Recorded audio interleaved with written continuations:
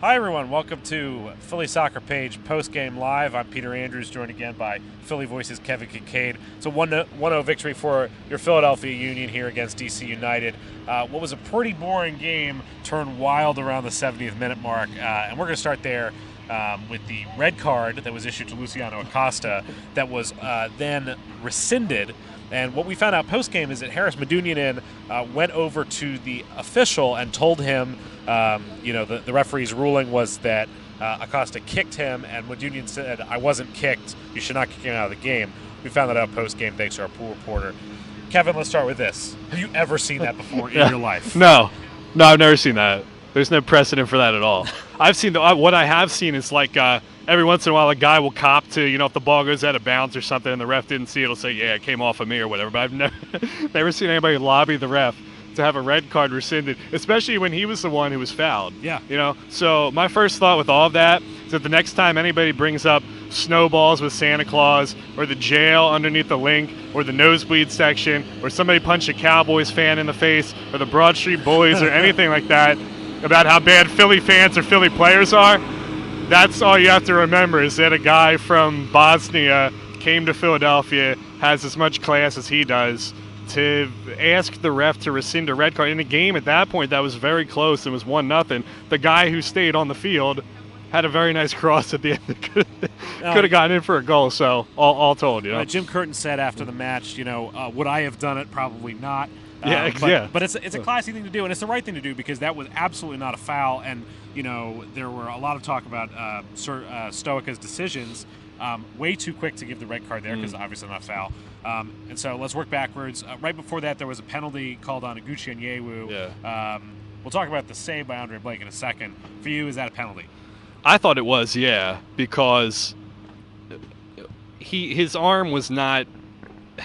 See, my thing here is that when the ball's deflected, as a defender, you are kind of forcing yourself to respond in an unnatural way. So I would say that by virtue of that, his arm is in an unnatural position. It's unfortunate because he's just trying to react to it, but it does hit him in the arm. So for me, it's a penalty, but Jim's explanation was he felt like the shot was not on target. He felt like nobody was around Gooch. He also felt because of the deflection, it was a little bit of ball to hand, which I think are all valid points, but I understand what he sees. He's talking about situational awareness, and you're looking to see who's around him and whether his handling of the ball really would have affected him clearing it. And I don't think it would have, because I don't think it hitting his hand versus hitting him in the chest would have changed the fact that he would boot it out of there. Right. But to me, if you're going to claim that, I would, I was just saying to you 2 minutes ago, I think proximity is more of it than anything. If I'm standing right here and you're standing right there, and I kick the ball as hard as I can, and it hits you in the hand, you can't get out of the way. But it just looked goofy because of the deflection. So it was unfortunate, yeah, but I do think it was a penalty. So it's a penalty, and Lamar Nagel, who always plays poorly against the Union, thank goodness for that, steps up and takes the penalty low and to his left. Andre Blake gets down in a typically athletic save.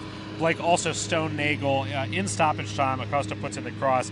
Blake gets high and gets his fingertips to it. So two things. One, Andre Blake, incredible shot stopper. And two, how on earth do you replace him with the Gold Cup coming up? I mean, you don't. You don't. And I was yelling, talking all offseason about trying to sell him and get the money for him. I mean, it looks like his value now. The interesting thing to me was, has his value plateaued, or can it continue to go up? And I mean, after nights like this, I guess it does continue to go up. When you consider in value, goalkeepers tend to have a longer career, they bloom later. That's Blake's, true. 26, yeah, has a good Gold Cup, but it truly you don't see guys with his athletic ability come around all that often. No, and it's goofy to me when I hear people talk about like his footwork or some crappy column last year saying that he wasn't a good goalkeeper. I mean, like this still the main job of the goalkeeper is to stop shots, especially in MLS. We're not talking about the German national team here where what's his face is 50 yards off his line and playing with his feet and Neuer, playing like a sweeper or whatever. I mean, you're still shot stopping is still what you're supposed to do. And there's nobody better in this league. I mean, if you want to take a look at all the other parameters or whatever, you can make a case for some other people. But as far as I'm concerned, he's still number one. Yeah, and so John McCarthy will be asked to step up. We got Jake McGuire behind him.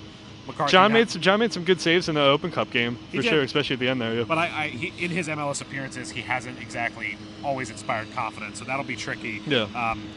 Now let's talk about the goal. Fafa Picault, who for me was actually man of the match. What he was doing up and down the wing, really showing off that speed and his awareness. One of the funny things about that goal is Ray Gaddis getting his assist taken away and then giving back to him and taken away. Yeah, we had a lot of communication coming from the field to the PR staff to the press box that was then relayed. So what they said first was that Ray got the assist because he was made a slide in the corner to jar the ball loose. They gave it to him. Then they said it was taken. So he did end up with it, right? Yeah, he ended up with it because I did not realize. I guess there's lots of courts you can appeal to when you really want your. I love how that all happens within the 90 minutes of the game. They couldn't just figure it out afterwards. We get 4 updates. I appreciate the updates. So we get we're writing our match report. We got to make sure. There you go. Yeah, true. So he gets the ball to Bedoya, who hits a looping cross. People thought it was going to Sapong after the game. Bedoya, with a bit of a wink, says it's going to Picault the whole time. And then that is a really class finish, I thought, because he didn't go for pure power. Yeah. At the end of the day, it doesn't matter who it's going to. Right. If you put the ball in a dangerous area, you set yourself up for plays like that.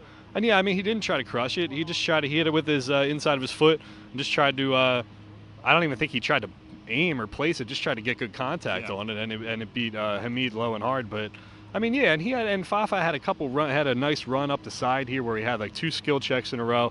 Got a big applause from the crowd for that, but. We were talking about it in the pregame thing that we filmed up there. That you have to have scoring come from that side because right now you're not getting it from CJ, you're not getting it from Ilsinho, you're not getting it from Pontius.